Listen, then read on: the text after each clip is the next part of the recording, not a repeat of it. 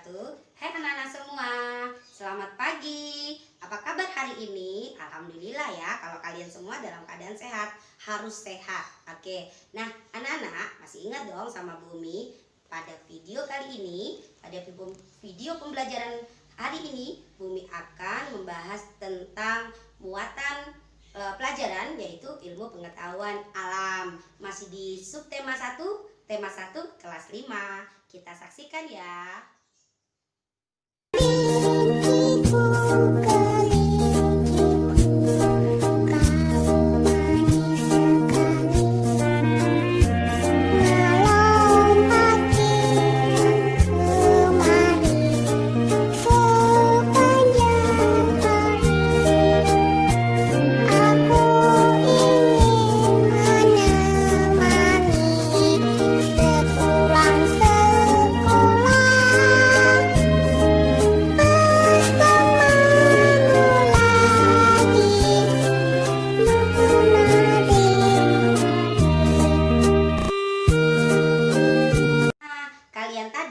Sudah menonton videonya kan?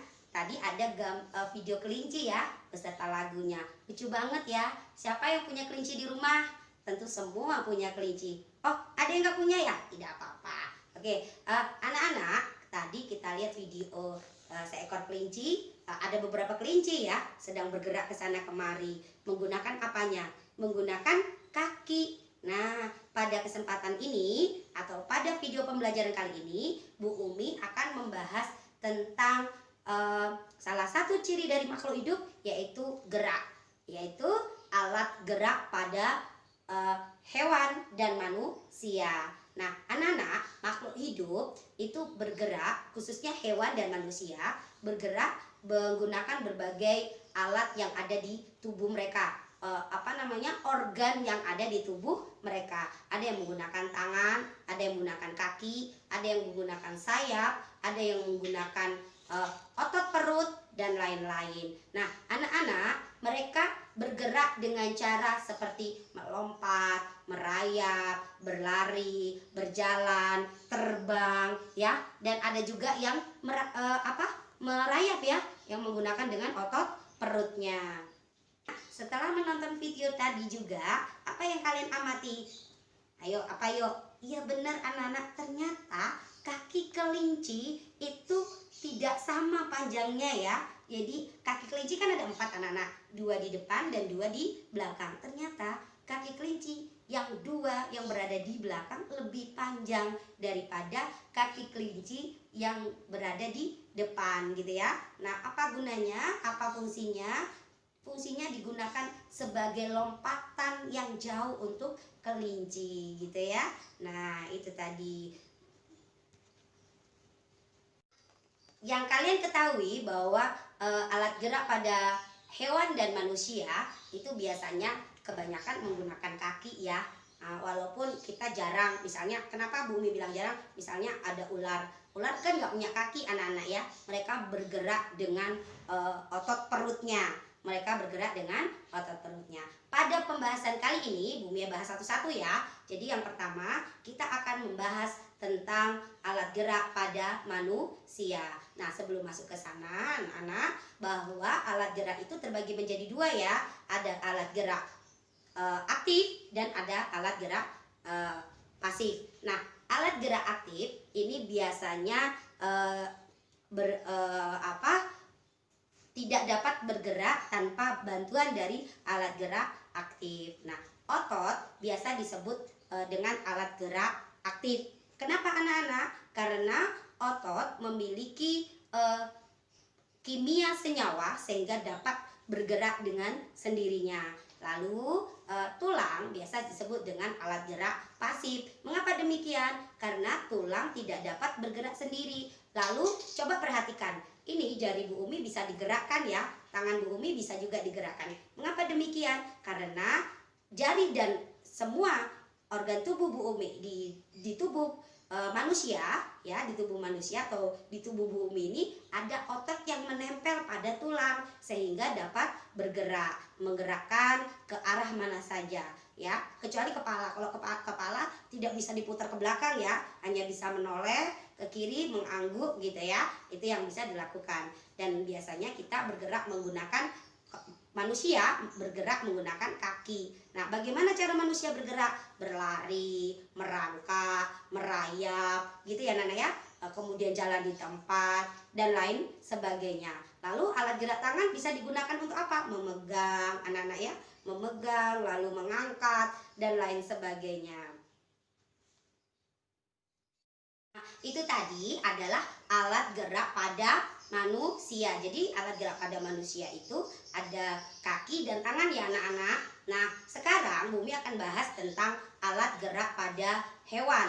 Nah, alat gerak pada hewan dan fungsinya tentunya ya.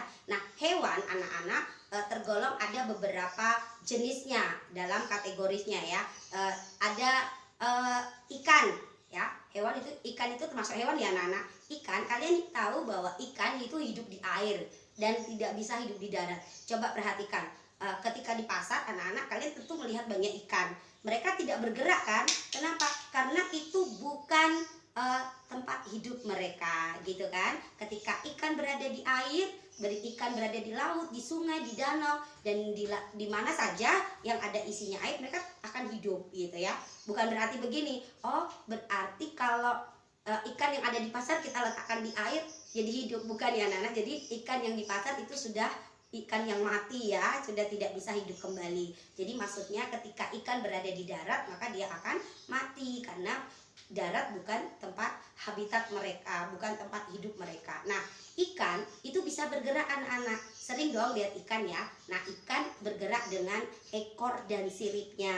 Jadi ekornya itu untuk menggerakkan dia, terus bergerak, lalu siripnya bisa digunakan untuk belok ke kiri atau belok ke kanan gitu ya. Nah, ikan bergerak dengan sirip dan ekor ya. Jadi ikan bergerak dengan gimana? Apa fungsi dari sirip dan ekornya? Untuk berenang. Nah, itu ikan.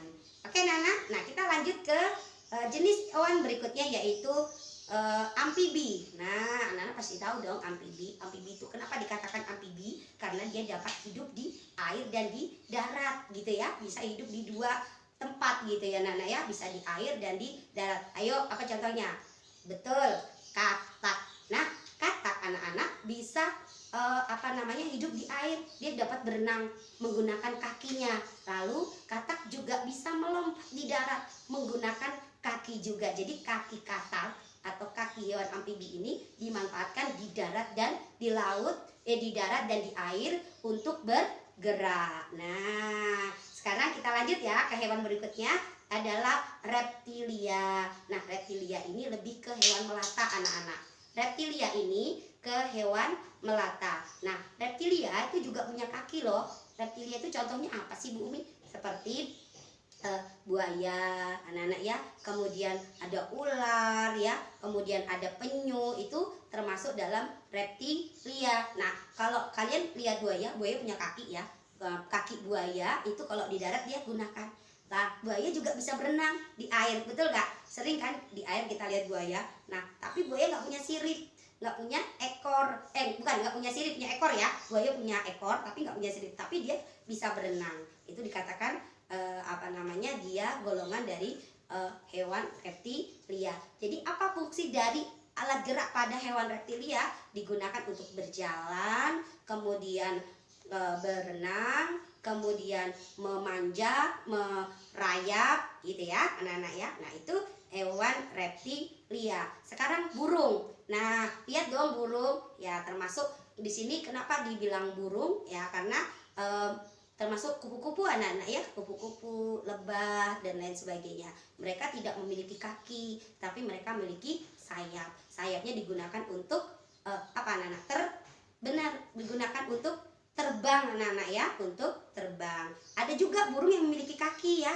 Burung ada yang kaki, tapi kalau kupu-kupu tidak memiliki anak-anak ya. Kupu-kupu tidak memiliki kaki ya, lebah nggak punya. Kalau burung punya, burung merpati, burung kakak tua ada kakinya. Mereka bisa berjalan. Jadi fungsi dari alat gerak pada burung ini bisa untuk berjalan, berlari, dan terbang. Oke. Nah, Kemudian yang terakhir anak-anak adalah mamalia. Nah, kalau mamalia pasti sudah familiar banget ya. Kalau mamalia itu cirinya adalah dia berkembang biak dengan cara melahirkan, betul ya. Lalu hewan itu menyusui. Apa dong contohnya? Kerbau, sapi, kuda, ya kan? Kucing. Nah, kelinci ya enggak? Kelinci masuk yang tadi kita lihat video di depan, termasuk hewan mamalia. Nah, mereka bergerak dengan menggunakan kakinya. Nah, kaki mereka digunakan untuk bergerak, berpindah tempat dari satu tempat ke tempat yang lain. Nah, apa fungsi dari kaki mereka? Digunakan untuk berjalan, berlari, melompat, dan juga ada golongan mamalia yang bisa golongan mamalia untuk berenang.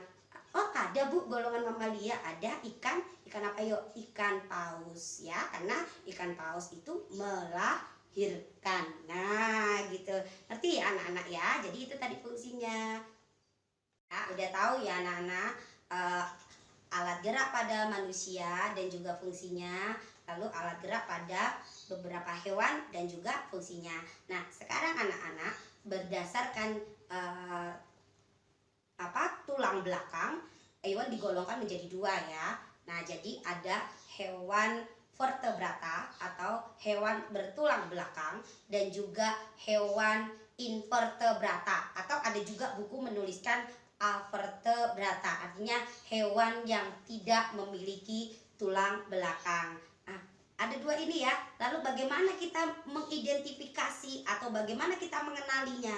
Nah, ciri-ciri hewan vertebrata atau hewan bertulang belakang adalah bahwa susunan tubuhnya itu dimulai dari ada kepala, badan, kaki sebagai alat geraknya, gitu ya. Itu adalah ciri-ciri dari hewan vertebrata. Ciri yang kedua adalah memiliki pencernaan anak-anak, mulai dari mulut sampai dengan anus ya. Nah, ciri yang berikutnya adalah hewan vertebrata itu memiliki alat gerak pasif dan aktif. Nah, itu dia. Tadi kan udah dijelasin ya. Jadi memiliki alat gerak pasif dan aktif. Nah, berarti mamalia itu termasuk vertebrata ya Bu Umi? Salah satunya. Ada juga reptilia masuk dalam vertebrata. Jadi syaratnya tadi ya, ciri-cirinya memiliki susunan kepala, badan, dan juga alat gerak kaki dan tangan. Nah, lalu memiliki juga pencernaan itu mulai dari mulut hingga anus ya. Nah, lalu ini memiliki alat gerak pasif dan aktif ya, pasif dan aktif. Kemarin tadi barusan Bu Umi sebutkan kalau pasif itu apa? Tulang ya, kalau aktif otot ya, pinter sekali. Nah, anak-anak, sekarang apa ciri-ciri? Jadi contohnya dulu deh sebelum Bu Umi sebutkan ciri-ciri dari invertebrata. Apa? Contoh dari hewan invertebrata. Seperti apa yuk? Sapi, kambing, kuda, kelinci, kucing, dan masih banyak lagi ya. Nah, lalu juga ini anak-anak, ciri-ciri dari hewan invertebrata atau avertebrata, yaitu apa ciri-cirinya? Ciri-cirinya adalah memiliki susunan saraf ya, memiliki susunan saraf yang berada di perut. Jadi susunan sarafnya itu ada di perut. Nah, lalu memiliki rangka luar, dan juga otaknya tidak terlindungi oleh rangka. Bumi ulangi ya. Jadi ciri-ciri invertebrata atau avertebrata atau hewan yang tidak memiliki tulang belakang adalah satu ya. Anak-anak nanti boleh tulis ya. Satu, memiliki susunan sarafnya berada di perut ya. Jadi susunan sarafnya ada di perut ya. Lalu memiliki otak yang tidak dilindungi oleh rangka. Jadi otaknya tidak dilindungi oleh rangka. Lalu berikutnya adalah memiliki rangka luar. Nah, apa Ayo contohnya, contoh hewan avertebrata. Contohnya adalah siput. Pernah lihat siput anak-anak ya? Siput ya. Kalau nggak pernah lihat nih, Bumi munculkan nanti gambarnya ya. Siput, lalu ada cumi-cumi, ada cacing, ada apa namanya, ubur-ubur, ada apalagi serangga. Kupu-kupu masuk nggak? Masuk ya, karena dia tidak memiliki itu tadi ya, apa namanya, alat gerak pasif ya. Nah, jadi masuk dalam invertebrata atau avertebrata.